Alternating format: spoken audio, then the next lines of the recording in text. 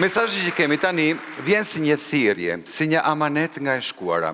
Ai ka të bëjë me dy figura të rëndësishme të arsimit dhe drejtësisë shqiptare të viteve 30, Martin dhe Mirash Ivanaj. Historia e tyre lidhet drejt për drejt me mesazhin që kemi sot, një histori e jashtëzakonshme e dy vëllezërve, jeta e të cilëve u shuan në mënyrë të dhimbshme. Martin Ivanaj, i arsimuar në Rom në Universitetin Mbretëror sot La Sapienza, ishte ndër gjyqtarët e parë me arsim perëndimor në Shqipëri dhe kulmi i karrierës tij ishte si kryetari i gjykatës së lartë deri në 7 prill 1937. Ndërsa Mirash Ivanaj, i diplomuar gjithashtu në Rom, në 2 fakultete, po në La Sapienza, kthehet në Shqipëri dhe në vitet 1933 deri 1935 ka qenë ministër i arsimit. Ai nuk ishte një figurë politike dhe nuk njeh si mbështetës ideologjik i zogut, por ishte më shumë intelektual dhe reformator i fokusuar tek sistemi arsimor. Mirash Ivanaj bëri reformë të rëndësishme në arsimin shqiptar të quajtur si reforma Ivanaj. Ai së pari vendosi që arsimi fillor të bëhej detyrueshëm për fëmijët për herë të parë. Së dyti, reformoi sistemin e shkollave, duke mbyllur shumë shkolla private dhe të huaja që vepronin në Shqipëri, pasi Ivanaj besonte se arsimi duhet të ishte kryesisht shtetëror dhe shqiptar. Dhe së treti, programet mësimore u unifikuan, që do të thotë se shkollat filluan të përdornin të njëjtat programe dhe libra. Gjatë viteve të punës si ministër, Mirash Ivanaj ka patur edhe detaje historike, dhe një nga detajet që ka rënë në sy ka qenë prerja e bursës që i bëri Enver Hoxhës kur ai studionte në Francë pasi kishte mbetur në provime. Në 7 prill të vitit 1939, kur erdhi pushtimi italian, të dy vëllezërit largohen nga Shqipëria, si shumë intelektual të tjerë, ata shkojnë në Stamboll dhe Martini për fat të keq u shtrua në spital dhe 13 muaj më vonë ndahet nga jeta nga një sëmundje pashërueshme. Ndërkohë, Mirashi vazhdoi punën dhe ndihmën e tij për Shqipërinë, duke udhëtuar për në Liban dhe Jeruzalem, kontaktoi figura politike kyçe që jetonin jashtë vendit, në ndihmë të Shqipërisë gjithmonë. Në fund të luftës dytë botërore, në vitin 1945, Mirash Ivanaj kthehet në Shqipëri dhe ftohet nga ministri i arsimit asaj kohe që t'i shërbejë Shqipërisë në fushën e arsimit. Pra, jemi në periudhën komuniste. Megjithse erdhi me garanci nga qeveria shqiptare, diktatura komuniste, Enver Hoxha sigurisht, një vit më vonë, bëri që ai të arrestohej pa asnjë arsye specifike dhe në formë sekrete e kanë torturuar për një vit rresht. Erdhi gjyqi dhe gjatë qëndrimit në burg i komunikohet akuza për konspiracion kundër shtetit shqiptar, së bashku me disa nacionalistë jashtëm. Dënohet me 7 vite burg dhe vetëm 12 ditë përpara se të lirohej në 23 shtator të vitit 1953, ai vdes në një spital të Tiranës dhe nuk mjafton kaq. Por trupin e tij e përdorën edhe për eksperimentet anatomisë për studentët e fakultetit mjekësisë. Mirash Ivanaj nuk la pasardhës. Në Italia ishte dashuruar me një vajzë italiane, e cila u nda shpejt nga jeta, dhe Mirash në kujtim të saj u betua që nuk do të martohej më.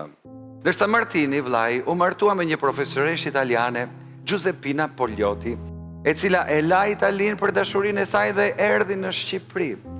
Lindën edhe një vajzë me emrin Drita.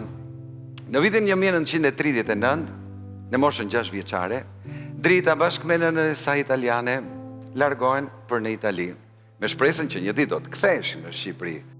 Por si shërrodhën ngjarjet, kthimi u bë i pamundur dhe më vonë, nënë e bi vendosin dhe emigrojnë në Amerikë, ku Drita kreu studimet e larta në New York për ekonomi dhe menaxhim biznesi, duke vijuar me një karrierë të shkëlqyer më vonë. Koha kalon, erdhën vitet 90, rënja e komunizmit, Drita rikthehet për herë të parë në Shqipëri pas 54 vitesh mërgim.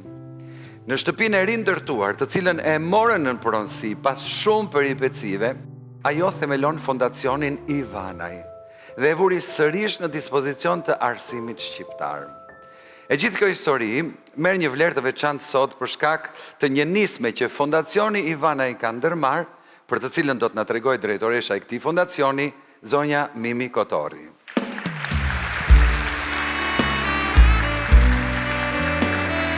Përshëndetje. Përshëndetje dhe mirë se vjen.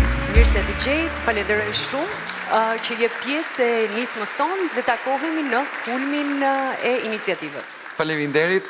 Ndërkohë, unë do doja që të falenderoja këtë publik të veçantë sot. Nuk është publiku i zakonshëm i të dielës shqiptare, por është e mbushur me mësues, me mësuese, me student nga shkollat të ndryshme të Shqipërisë. Faleminderit, faleminderit, shumë faleminderit.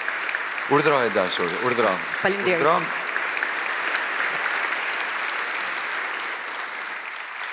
Mimi e dashur, unë bëra pak histori për familjen Ivanaj, për dy vëllezërit Ivanaj dhe sigurisht që ke një barë të rënd në drejtimin e këtij fondacioni, por së pari jam kureshtar, si erdhi fondacioni në duart tuaja?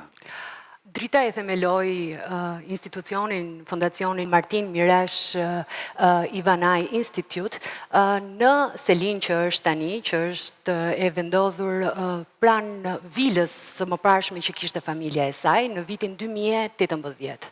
Dhe që nga i vit ajo të ka drejtuar fondacionin vetë deri në korrik të vitit të shkuar, kur Drita ndroi jetë fatkeqësisht. Ndërkohë Drita vetë nuk u martua, pra nuk ishte pasardhës? Jo. Drita ka dashur shumë fort të çojë përpara agjendën e përhapjes së dijes edhe të kulturës shqiptare brenda vendit dhe jashtë tij, dhe ne kemi synojmë të paktën të vazhdojmë me vizionin e saj nëpërmjet projekteve që po realizojmë tani.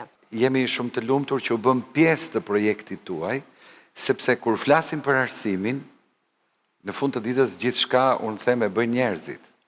Dhe kur flasim për arsimin, janë mësuesit, ata të cilët çojnë përpara këtë mision dhe jo pa qëllim shpesh quhen prindi i dytë, dhe në momentin që ju kishit në fokus mësuesit, ne menjëherë nuk hapëm vetëm dyert, por edhe zemrat.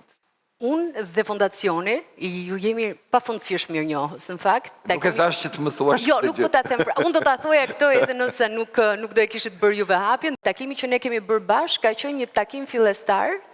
Ne jemi skuadra e re e fondacionit, po vazhdojmë misionin dhe në atë qasje, po vazhdojmë një projekt që Drita e ka dashur shumë fort dhe nuk e ka realizuar. Tani flasim për këtë projekt, çfarë është? Kemi ndjerë boshllëkun e të festuarit të mësuesit, e të folurit për arritjet e tyre, për mbështetjen që japin nxënësve, për sfidat në nivel personal, por që ja na shkalojnë për të mirën e arsimimit dhe edukimit, dhe nuk kemi folur tamam në fakt që paçka se ato punojnë për ditë me nxënësit e tyre, ato kanë një ndikim për Shqipërinë në brezat e ardhshëm që do të vinë. Kështu që bëm çmimet Mirash Ivanaj duke pasur mësuesin në thelb. Por pastaj nis pyetja, si do i zgjedhim, kush do i zgjedhë? Dhe pastaj Nëse për gjithë telespektatorët le të themi që ky është momenti final. Pra, sot është finishi i gjithë këtij procesi, sepse sot do të ndahen çmimet e Fondacionit Ivanaj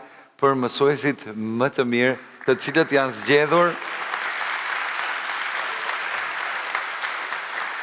sipas një sistemi që ka patur dhe shumë tortura në mes.